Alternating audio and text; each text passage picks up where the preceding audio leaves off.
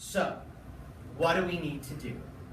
Well, Alex has a team of doctors. He has about 8 doctors here in St. Louis and all of their residents that help them. And he has a team of doctors actually at Seattle Children's Hospital, because the doctor who helped discover this disease about 20 years ago works in Seattle. So there's a team of doctors in Seattle and a team of doctors here working to make Alex better. What they need to do is what's called a bone marrow transplant. And remember I told you it was really hard to change your instructions earlier? They need to go in and change that small part of Alex's DNA in his immune system by finding a donor that closely matches Alex's DNA. Now remember I told you how complicated DNA is? It's really hard to find somebody who matches. Unless he had a twin brother or twin sister, he's not going to find an identical match. So what they're doing is they're searching all over the world for somebody who's close to Alex's DNA. When they find somebody, and hopefully they will volunteer, they will give up some of their DNA, some of their bone marrow, and what they will do is they will take Alex and they will put him in the hospital. They will try and get rid of his reporter cells and his generals because they're the ones that are messing up. And they will try and put in that donor's information, and hopefully they will start making it based on the DNA instructions of that person who donates. And like I said, that is a very hard and very complicated procedure. All of those doctors, all of that medicine, and all of the searching for a new person takes a lot of money. All of those people need to be paid. That's kind of why we're raising money, to help pay for Alex's treatment. So you guys are having a sock hop in a couple of weeks to help raise money, and that's what it's for. So, like I said, explain the bone marrow, and I got off track a little bit, and I apologize. But basically what it does is they will put that in Alex, and hopefully after a couple of weeks it starts to produce new cells. At this point, I know I've given you a lot of information. Does anybody have any questions? Can I ask you one thing real quick? Absolutely. About how much do you expect the bone marrow transplant to cost? It is hard to say because it is a very, it takes how long it takes to finding the person, where they're having to come from. But at minimum, a bone marrow transplant costs between $500,000 and $700,000. Now we have medical insurance, but medical insurance only pays for a part of that. So we're responsible for a minimum of $100,000 of it. Plus, Alex will need to see doctors and take medicine for the rest of his life to make sure his body doesn't go, hey, that new DNA isn't supposed to be here. We need to get rid of it, which could still happen. So he needs to stay on medicine for the rest of his life. And that medication is also very expensive. So that's what we're trying to raise money for. I will say that we have a team of volunteers that are helping us raise money. They're also helping Alex to get through what he needs to get through.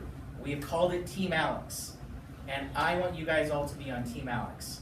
So I'm going to ask a couple of things of all of you.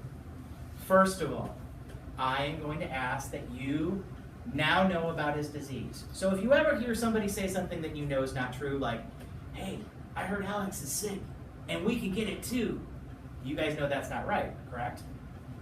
So feel free to say to somebody, hey, what Alex has, you can't get it.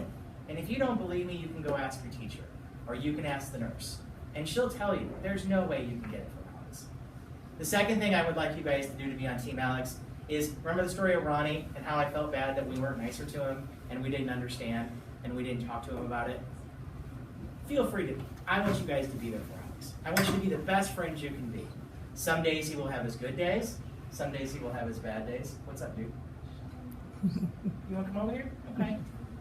Some days he has his good days. Some days he has his bad days. Some days he feels good. Some days he feels bad.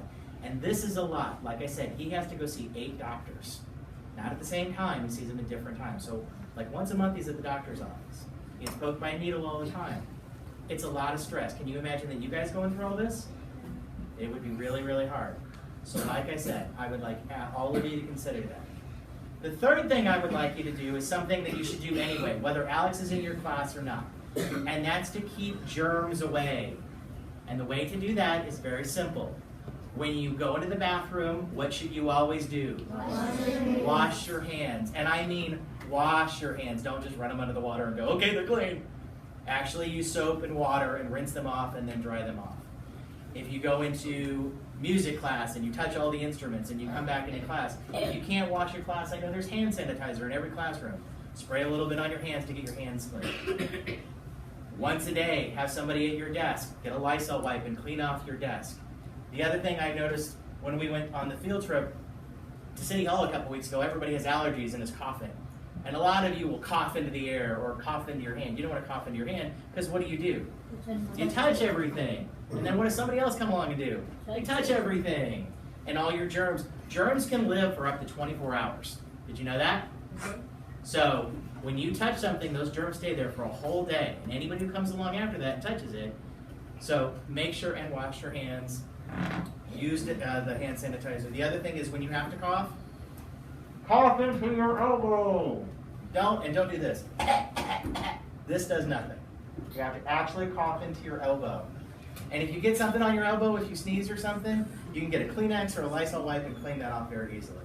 But that's what you guys can do. The other thing is what you guys are doing. Volunteer to help. The sock hop is a great thing that you guys can do to help out. We're going to do other volunteer stuff. Hang on a second, sir. You're going to start seeing these everywhere. We have a fundraising campaign and we're going to start doing some activities. So if you see this, point the us out to your family and your friends. And if you're really interested in helping, let your teacher know and she can let me know. And we will get you, and maybe we'll have some activities, especially this summer, that you guys can come out and help us. So, I gave you a lot of information about genetics and DNA and immune system and bone marrows. It's all very, very complicated. If you have any specific questions you would like to ask at this point, does anyone have any questions?